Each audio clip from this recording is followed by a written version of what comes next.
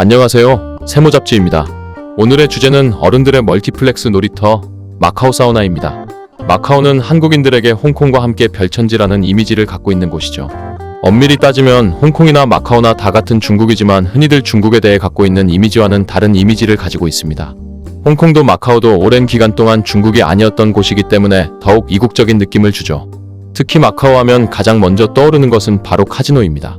우리가 도박이 불법인 한국에 살고 있기 때문에 카지노가 즐비한 마카오의 풍경은 참으로 이국적으로 느껴지죠.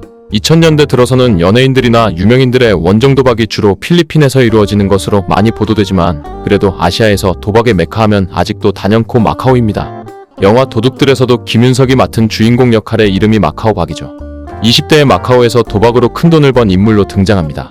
하지만 마카오는 카지노로만 유명한 것이 아닙니다. 한국에는 잘 알려져 있지 않지만 마카오는 사우나가 유명하죠. 그런데 이 사우나라는 것이 우리가 아는 것과 같은 사우나가 아닙니다. 물론 우리가 아는 사우나를 이용할 수도 있지만 주된 목적은 그게 아니라는 거죠. 마카오에서 사우나는 성산업의 중심이 되는 시설입니다.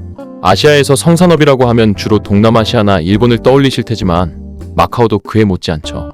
아무래도 작은 지역이다 보니 규모 면에서는 동남아시아나 일본만 못할지도 모르지만 특유의 독특한 시스템을 갖고 있고 주먹구구식으로 이루어지는 다른 나라보다 훨씬 체계적이라는 느낌을 줍니다. 거대한 규모의 사우나에서 일이 이루어지는데 사우나 자체의 규모도 상당하고 시설도 굉장히 고급스러운 느낌이죠.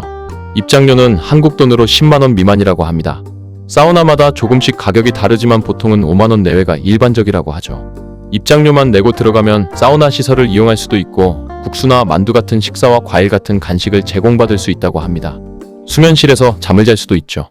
그래서 굳이 사우나를 이용하거나 성매매를 할 생각이 없는 여행객들이 저렴하게 숙박하기 위해 방문하는 경우도 있다고 합니다. 어쨌든 들어가서 가운을 입고 탕이 있는 공간에 입장하면 주기적으로 음악이나 벨소리 등을 틀어주며 종업원들이 들어온다는 것을 알립니다. 그러면 손님들은 탕이 있는 공간 가장자리에 서서 번호표를 붙인 종업원들을 둘러보죠.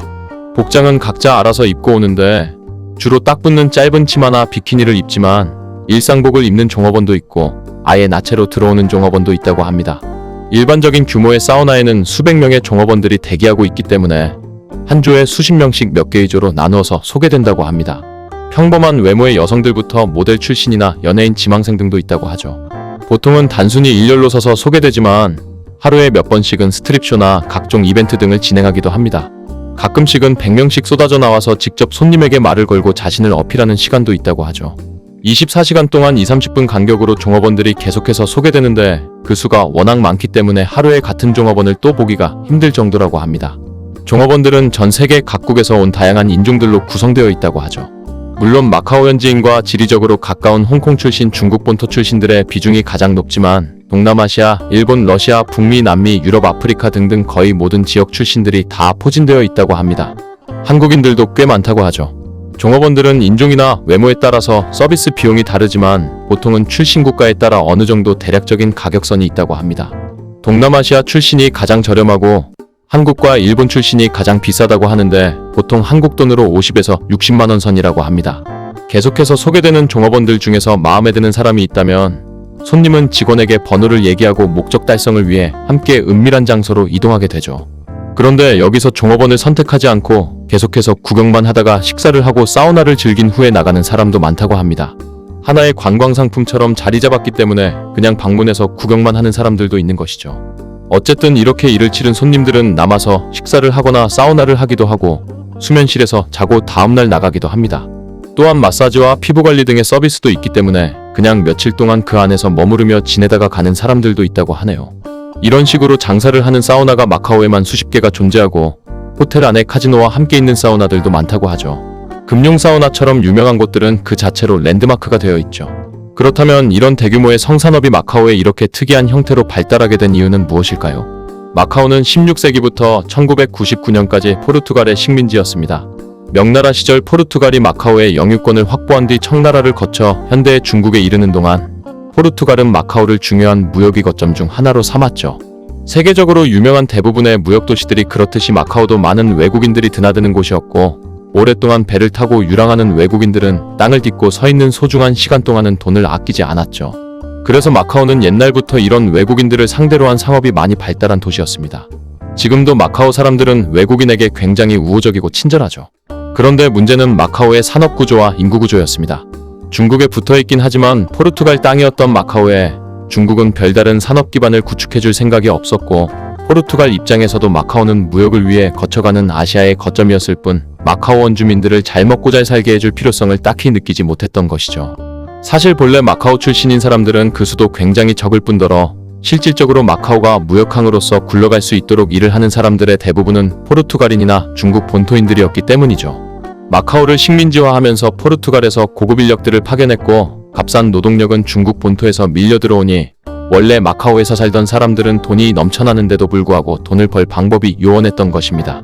예로부터 고된 항해에 지친 뱃사람들이 스트레스를 풀기 위해 상륙해서 가장 많이 찾던 것은 무엇이었을까요?